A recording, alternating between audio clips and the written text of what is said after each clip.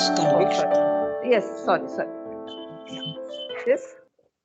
This conviction may be either the reflection in the mind of an endless past, which it has forgotten, but of which something in it retains the formless impression, or it may be the shadow of a self knowledge which comes to the mind after a higher or a deeper plane of our being, where we are rarely aware of our eternal self existence. Or conceivably, it might be a hallucination, just as we cannot sense or realize in our foreseeing consciousness the fact of death and can only live in the feeling of continued existence. Cessation being to us an intellectual conception we can hold with certainty, even imagine with vividness, but never actually realize because we live only in the present. Yet, death, cessation, or interruption, at least of our actual mode of being, is a fact, and the sense of prevision of continued existence in the future in the physical body becomes beyond a point we cannot now fix a hallucination, a false extension, or a misapplication of a present mental impression of conscious being.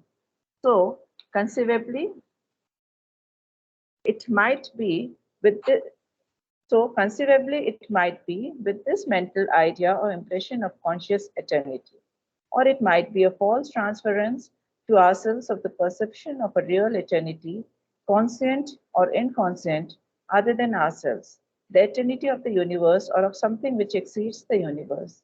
The mind, seizing this fact of eternity, may falsely transfer it to our own conscious being, which may be nothing more than a transient phenomena of that only true eternity. Yeah. This whole paragraph refers 90% not to our normal consciousness. Because he's saying that sometimes you may have a memory of your own, you may feel, and that feeling can have so many sources. That's what he's discussing in the para. This feeling of what? That feeling that I am eternal and I am immortal.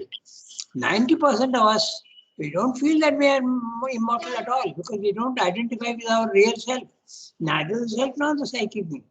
And even if you experience a psychic being, the sense of immortality does not come unless you identify yourself with the psychic being. So that is what he's discussing here.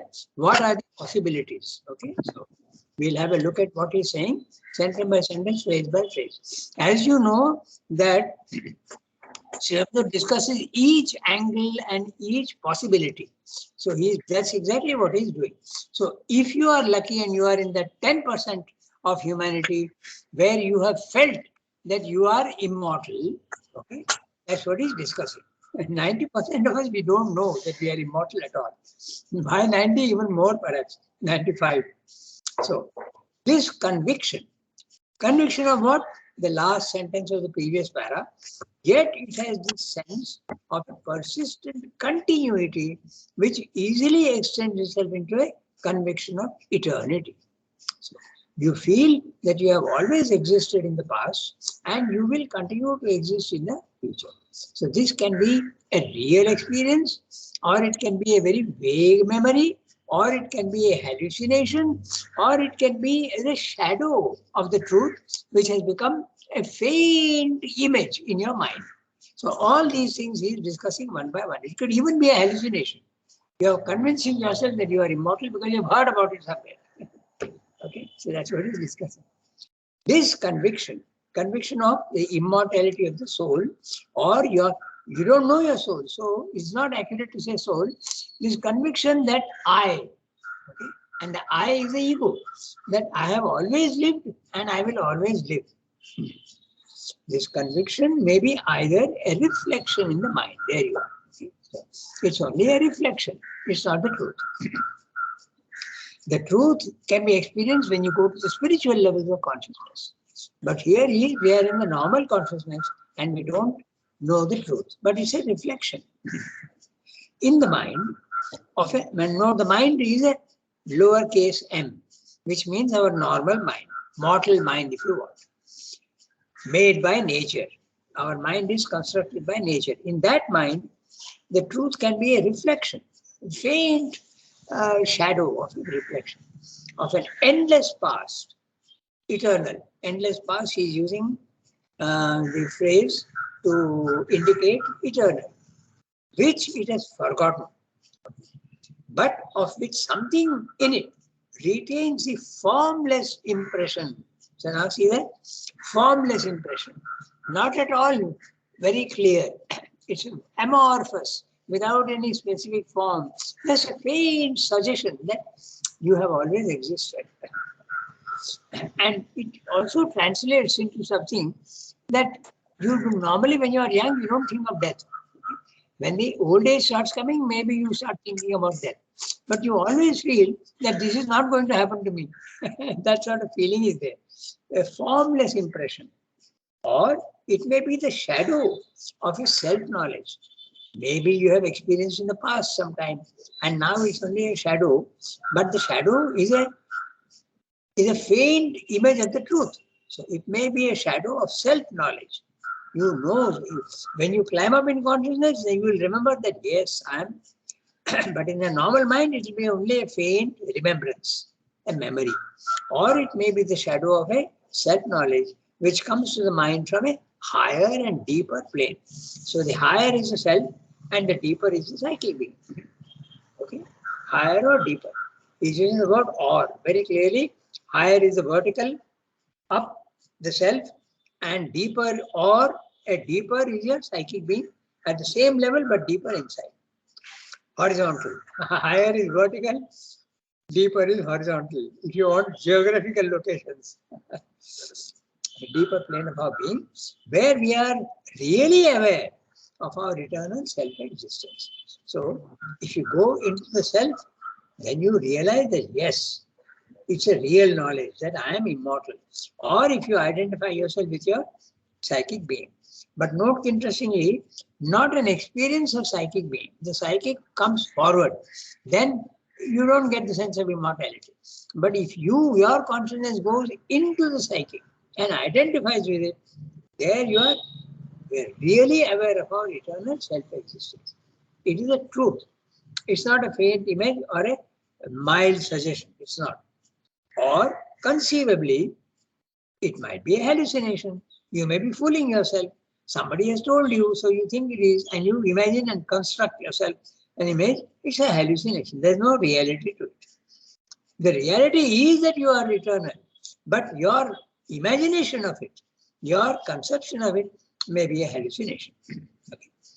Just as we cannot sense or realize in our foreseeing consciousness in the future, the fact of death, and can only live in the feeling of continued existence, cessation being to us an intellectual conception we can hold with certainty, even imagine with vividness, but never actually realize, because, just one second. Yeah.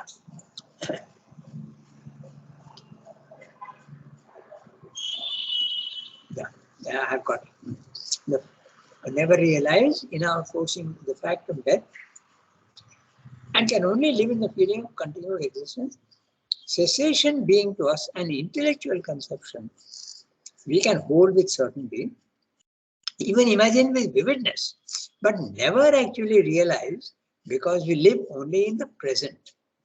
Yet, death, cessation, or interruption, or at least of our actual mode of being, is a fact, and the sense or prevision of continued existence in the future in the physical body becomes, beyond a certain point, we cannot now fix a hallucination. A point we cannot now fix is a hallucination, a false extension or a misapplication of our present mental impression of conscious living. So he's giving you so many different ideas. It could be the truth experience if you go into the self or the psychic being, or it could be a half truth. You may get a feeling that I have always been there in the past, or it could be absolutely nothing but a hallucination, a complete imagination without any reality. There is not even a shadow. You are constructing yourself an image of your own immortality. That's what he said.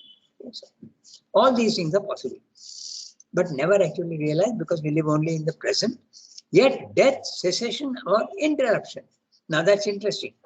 Death is complete annihilation. Okay. Cessation is the present life is ceasing to be. Or interruption. You are aware that you have been in the past. There is an interruption between the past life and the present life. So that's an interruption. So he is giving you all three. Death, I will not exist anymore, like the Christians, okay? Or even the Muslims. They say, once you are dead, you go to heaven. No more birth. Or cessation. Cessation is, this life is going to end without any clear idea of past or present. Or interruption. You are conscious that you have lived in the past and you will live in the future, but this death is an interruption. There is a gap between the past life and the present life. So see the words, that's exactly what it means. Interruption. Your continuous journey is interrupted by death, death, death, death, death between each life. That's an interruption.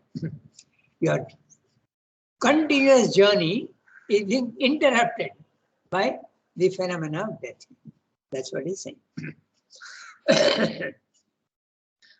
Or at least of our actual mode of being. Sorry. Or at least our actual mode of being. Actual mode of being is a body-mind life. Okay? Is a fact. And the sense or prevision of continued existence in the future in the physical body becomes beyond a point we cannot now fix, a hallucination, a false extension, or a misapplication of our present mental impression of conscious being. So what Sindhu is saying is that very often the idea of the immortality of the person, you imagine that what you are now, your physical nature, physical, vital, mental nature, that will only come with a new body, that's all. But my condition will be the same. As he says in another article, in the Essays on Philosophy, he discusses the karma and 150 pages, clear statement, much clearer than in Life Divine. And there he says that John Smith thinks that he is going to be born John Smith only. That means he is not going to change his characteristics. He will be the same. He will remember his past life and everything. That's what he means. But it is not so. Okay. John Smith is not John Smith in the next life. He is going to become something else, Richard something. Okay. I'm using Western words because Swamdar used Western words in that article. Okay. So, misapplication of our present mental impression or conscious being. So, conceivably, it might be with this mental idea or impression of conscious eternity. So that's what he's saying. It could be just a hallucination. Just 1 second. Or it might be a false transference to ourselves of a perception of a real eternity, conscient or inconscient, other than ourselves, the eternity of the universe, or of something which exceeds the universe. Now that's very interesting what he's saying. He's saying that we always feel that the world has existed. So this vague idea of the universal existence being eternal transfers onto the individual memory. That's what he's saying. Look carefully. Or it might be a false transference to ourselves of the perception of a real eternity, conscious or inconscient, other than ourselves, the eternity of the universe. So what you feel that the universe is eternal, it has always been and always will be, and I am part of the universe. Therefore, I am also eternal. Is it true? So he's using the word transference, and it's a false transference. Because it is not because the world exists that you are also going to be eternal. It's because you have an individual soul that you will exist. That's why false transference to ourselves of the perception of a real eternity, conscient or inconscient. It may be both. Other than ourselves, the universe. The eternity of the universe or something which exceeds the universe. It could be even something beyond that.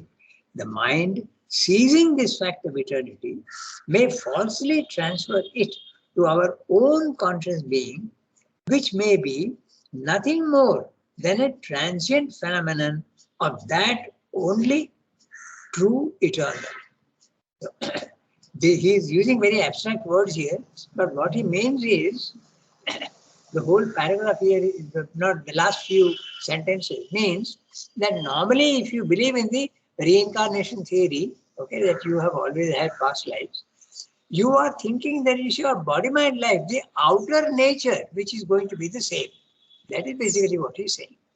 So, if you go beyond the words, you will see that, because in that other article, there he has discussed that very clearly. Okay? So, in the essays on philosophy, there he has discussed this whole idea of karma and rebirth in great detail, 150 pages. Okay, so that's what he's saying. That there can be so many different ideas of and misconceptions and hallucinations and a real experience also. The real experience can happen only when you go into the self or your psychic being. So, we go to the next paragraph. He is discussing memory. Remember, we are discussing the nature of consciousness. So, first he has taken up memory. But what are the other things which are the characteristics of consciousness? There is memory, then there is also imagination. So, imagination is the faculty of the mind, of memory. Memory is one, and the faculty of imagination is also there. Man has imagination, and it's a very powerful tool. But the animal does not have imagination. It has memory, but not imagination. Imagination, if it could, then it would conceive of the opposite of death. But it does not conceive of the opposite of death. It does not conceive the opposite of falsehood. Man can, because he has imagination. Imagination is a very powerful tool. Even in yoga, you can always imagine that the mother is there with you. Okay? So that would be a huge tool to go towards the truth. So let's read the next one. These questions our surface mind by itself. Shall I read? Yes, please. Yasmin, go ahead. These questions our surface mind by itself has no means of solving.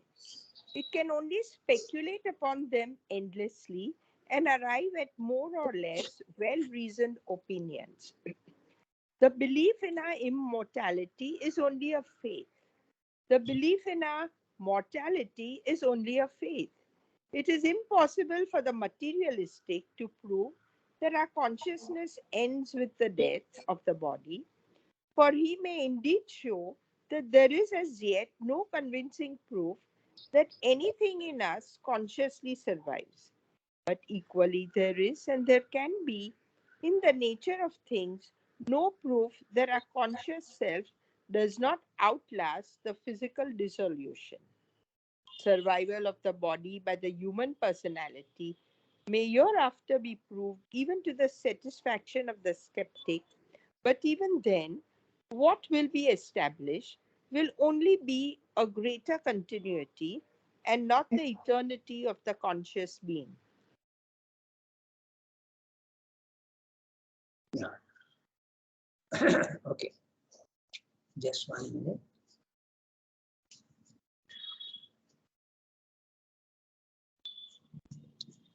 My computer is not behaving sensibly. That's why.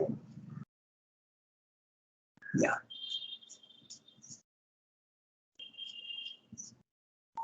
Yeah. So, shall we read each sentence? Then we'll see. So these questions, what are these questions? The memory of past lives and the feeling that you are immortal. There are so many cases here discussed. It can be a true experience. It can be a half-true experience. It can be a total falsehood. It's just constructed by your own imagination and thinking that it is real. So all these things are possible. These questions, our surface mind by itself has no means of solving. It can only speculate upon them endlessly arrive at more or less well-reasoned opinions. Well-reasoned opinion, that's all. The belief in our immortality is only a faith. The belief in our mortality is only a faith. You just believe, that's all, nothing else. It is impossible for the materialist to prove that our consciousness ends with the death of the body. Okay? In fact, now it is the opposite is the fact. Because of the near-death experience and the people going out of this the subtle body, going out into the subtle body and remembering all their experiences when out of the body experience. So now the opposite is almost true. So Swami is saying at that time, written 100 years ago, 110 years ago, almost 100 years ago, because 1920 he stopped the Arya, and it is 2023 now, so 100 years. The belief in our immortality is a faith. Belief in our mortality is only a faith. It is impossible for the materialist to prove that our consciousness ends with the death of the body. It's only a belief. Even now, many people believe that. Even the two religions, Abrahamic religions, Christianity and Islam, they also believe that consciousness ends with the body, but the soul goes to heaven. That's another, or to hell, also to hell. So, for he may indeed show that there is as yet no convincing proof that anything in us consciously survives, but equally there is and there can be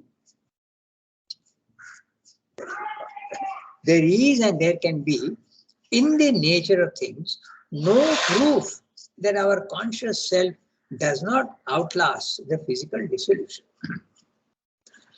The experiences of the near-death experience and all that does not prove in double quotes, but it does, it is very convincing, because not one person, but 2 persons, 3 persons. In fact, now in America there are 2,000 cases of reincarnation. Okay, they are recorded. So naturally, it's very possible, but it cannot be said that it's a proof. Okay, it's possible. That's what he's saying. So equally, there can be in the nature of things no proof that our conscious self does not outlast the physical dissolution. Survival of the body by the human personality may hereafter be proved. He already forecasting. Okay, so this is a very interesting sentence. I'll tell you what I mean. Survival of the body by the human personality may hereafter be proved. In fact, it is not proved, but it made very, very probable, even to the satisfaction of the skeptic. But even then, what will be established will only be a greater continuity and not the eternity of the conscious being. Very interesting what he's saying. He's saying that maybe a few lives passed and maybe a few lives, but eternity is another matter. Very interesting, no? What he's saying is that you may remember 1 life, 2 lives, 3 lives in the past, but is there a proof that it is always going right to the beginning of time? So he's making a distinction between the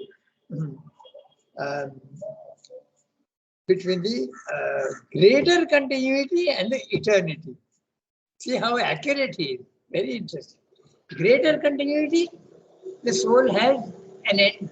It has a beginning and an end, but not only in this life. That's what he means by greater continuity. And not the eternity. It never will disappear, and it has never disappeared in the past. That's the eternity of the conscious being. Now look at this sentence. Okay, it puzzled me a lot in the beginning. Survival of the body. I thought he meaning that the body is going to survive. But it's not that. It is survival of the body. Survival beyond the body. That's what it means. Okay? Because you can say, if I say, he is cured of cancer. No? So he is cured of cancer. So in that sense, okay? Survival from the body. That's what it means. I was very puzzled with this until if you had put OFF, okay, then it would have been very, very clear.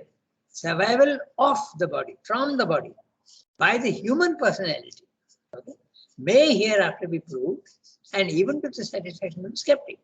But, and note also, what is going to survive? Only the personality, not the person. He's still discussing, okay, very clearly. 90% of people, when they think of reincarnation, they think that, as I told you, John Smith is going to come back again. John Smith is another body, but the same characteristics, okay. That's not the fact. So human personality, not the human person, may hereafter be proved even to satisfaction of the skeptic. But even then, what will be established will only be a greater continuity and not the eternity of the conscious being. See how carefully he is analyzing and anticipating every possible objection. So we go to the next one. In fact, if you look at the mind's conception, I remind you, he is discussing the memory aspect. The memory can have so many types of reasonings. So let's read the, in fact, if you look at the minds, we have got 15 minutes. We can read the next paragraph, small paragraph. So, yeah. Archana has read and Jasmine has read. Now next somebody. Yes, okay. Shilpa, yeah, okay. Read. In fact, if we look at the mind's concept of this eternity, we see that it comes only to a continuous succession of moments of being in an eternal time. Therefore, it is time that is eternal and not the continuously momentary conscious being.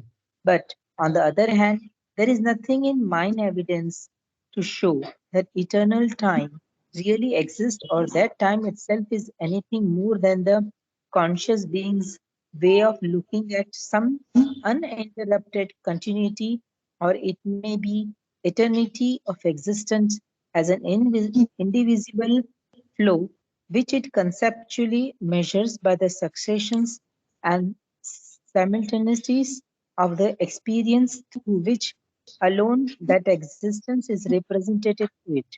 If there is an eternal existence, which is a conscious being, it must be beyond time, which it contains, timeless, as we say. It must be the eternal of the Vedanta, who we may then conjecture uses time only as a conceptual perceptive for his view of his self-manifestation. But the timeless self-knowledge of this eternal is beyond mind. It is supramental knowledge, superconscious to us, and only to be acquired by the stealing or transcending of the temporal activity of our conscious mind by an entry into silence or a passage through silence into the consciousness of eternity. Consciousness of eternity. Okay, so again he is discussing the various aspects. Slowly, he is going towards the real memory of your eternal existence. First he is telling you that it can be a vague thing, it can be real, but it can also be a false idea. And even when the false idea is there, you may feel that you, as you are now, will be reborn. Okay, that's another thing. But he is now coming slowly to the real experience of remembering your eternal existence. In fact, I am reading each sentence. If we look at the mind's concept of this eternity, we see that it comes only to a continuous succession of moments of being in an eternal time. So, when you think of yourself, you as an individual have been experiencing different experiences in the past. So you are relating that to yourself in the background of eternal time. There is eternal time and you say, yesterday I had this experience, day before yesterday I had this experience, 1 year ago I had this experience. So the eternity of time is there, and in that you are placing yourself yesterday, day before yesterday, or 1 year earlier. That's what he's saying. If we look at the mind's concept of this eternity, we see that it comes only to a continuous succession of moments of being in an eternal time. Our experience of this is only a continuous succession of moments. We remember our experience yesterday, we remember our experience 1 year ago. Okay? Continuous succession of moments of being in an eternal time. Therefore, it is time that is eternal and not the continuously momentary conscious being.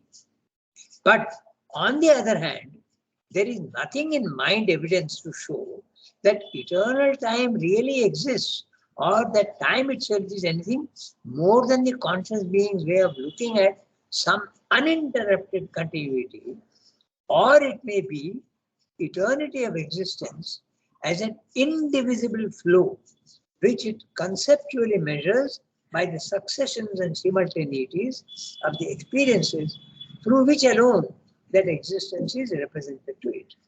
Language is very involved, but he has to say that because his sentences must correspond to the truth of things. That's why it is so complicated.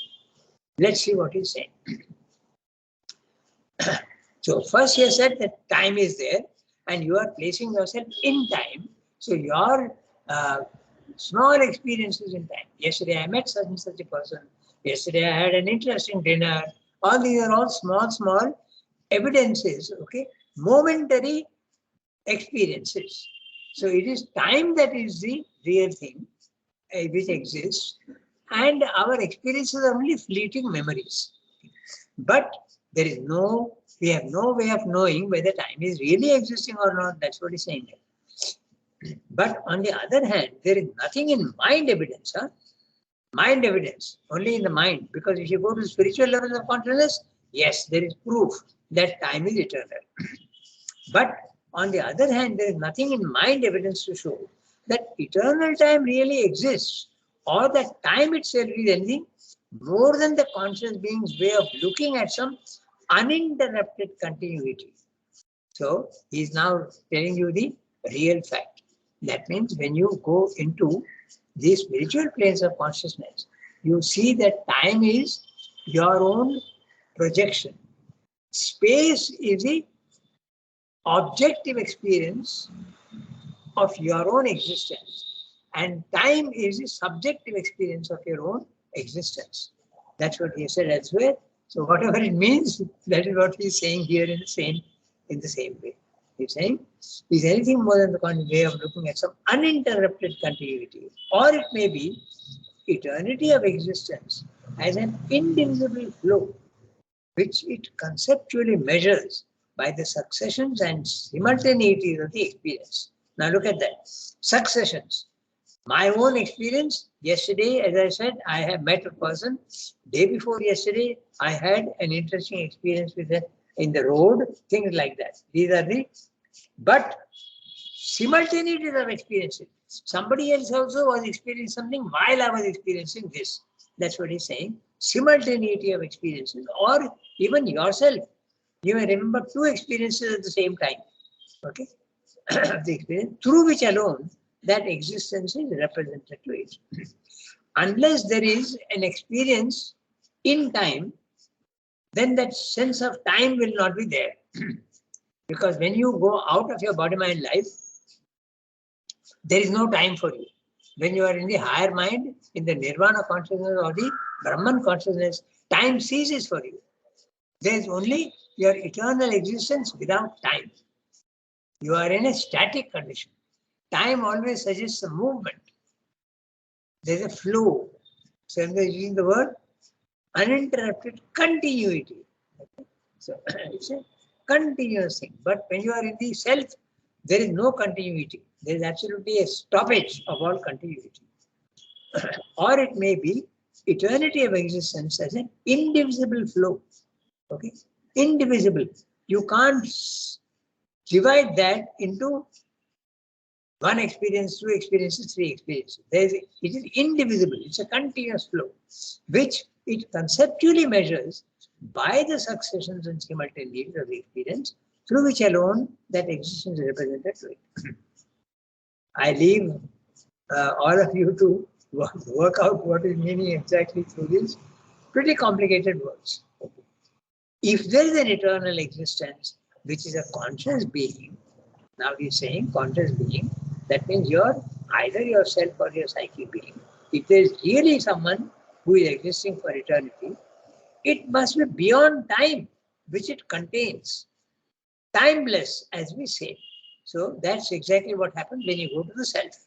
There is no time there, and then you realize that it is yourself. You are eternal because there's no time. Time is eliminated. In the physical world, there is time and your experiences. But if time is eliminated, you are left only with your own self. So that becomes a reality. It must be beyond time which it contains. So you contain time there at that time. Timeless, as we say. It must be the eternal of the Vedanta who, we may then conjecture, uses time only as a conceptual perceptive for his view of his self-manifestation. So, in the Brahman consciousness, there is no time and no space. But when he manifests himself in the world, it is necessarily in time and space. That's what he's saying. And your memory is part of that. The discussion is about memory, remember. So it is becoming something from an individual to a universal thing. But the timeless self-knowledge of this eternal is beyond time. While you are in time and space, your memory of your experience of being eternal is not really correct. That's what he's saying. The timeless self-knowledge of the eternal is beyond mind. You have to go to the self. Then only you will know that yes, my eternity is a fact. My eternal existence is a fact. It is a supramental knowledge, superconscient to us, and only to be acquired by the stilling or transcending of the temporal activity of our conscious mind by an entry into silence or a passage through silence into the consciousness of eternity. In other words, very clear, so long as you're in your body-mind life, if you have a feeling that you have always existed in the past and you have, it could be of many, many things. It could be a momentary real experience, or it could be only a faint memory, or it could be a total imagination. So, but if you want the real experience of your existence in eternity, you have to go to the spiritual planes of consciousness. And how do you do that? By silencing your mind. That's what he's saying. It can be acquired only by the stilling, make it still, your mind, silent, or transcending of the temporal activity of our conscious mind by an entry into silence or a passage through silence into the consciousness of eternity. So that last is also very interesting. He's saying you could experience your eternal existence either in the level 2 spiritual planes of consciousness or even level 3. Okay, because he's saying entry into silence or a passage through silence.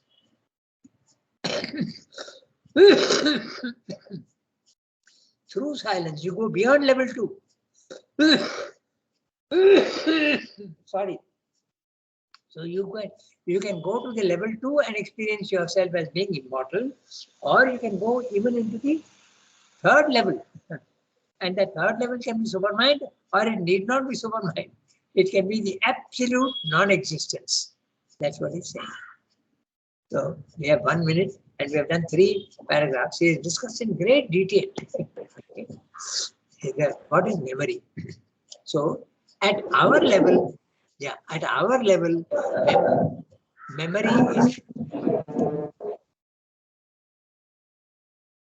memory is a broken sequence of events at our level. But when you go into the spiritual planes of consciousness, it is not a broken sequence of events. It is the events have no importance at all. Your self is a reality. And that is the true experience. And you can get that only at the level 2 or level 3. That's what he said. Okay. So, memory, self-consciousness, and the ignorance. So next time, You have to read from all this, the one great fact emerges. The language is quite complex, but he is discussing the various aspects of your self-consciousness. Okay, au revoir, everybody. Thank you, Rangada. Merci Au revoir, beaucoup. Rangada. Thank you, Rangada. Au revoir to you all. Yeah, au revoir for everybody.